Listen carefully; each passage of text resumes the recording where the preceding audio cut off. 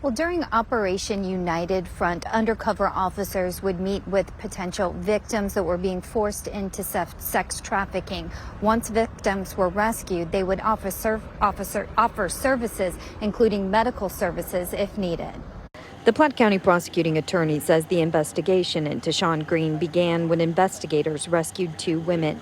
The women were contacted during what investigators describe as an anti-sex trafficking operation that took place at the Argosy Casino and Hotel. There is this stigma that a lot of these women make these choices, or they could just walk away, and a lot of the times that's not the case. One of the women told investigator Sean Green, who went by the alias Huss, would send her text messages directing her to a location. She would not know the details of what Green negotiated for sex acts. She told investigators Green was violent and would beat her if she did not bring back money. She reported that Green previously held a gun to her head, a knife to her throat, and threatened to kill her mother.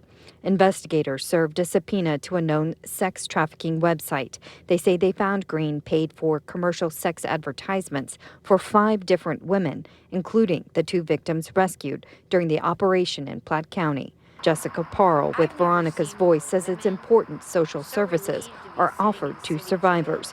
Veronica's Voice aims to empower women to exit from and end demand for prostitution and sex trafficking. When you start ticketing the people that purchase, that's when you're going to see a decrease. Tackle the demand, improve your social services.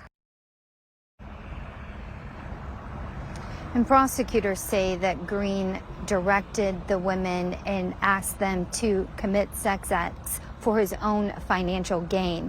If convicted, he could be sentenced to up to 20 years in prison. Reporting live, Emily Rittman, KCTV5 News. Thanks, Emily. And if you or someone you know needs help leaving a bad situation, this is the number to call Veronica's Voice. It's 816-483-7101.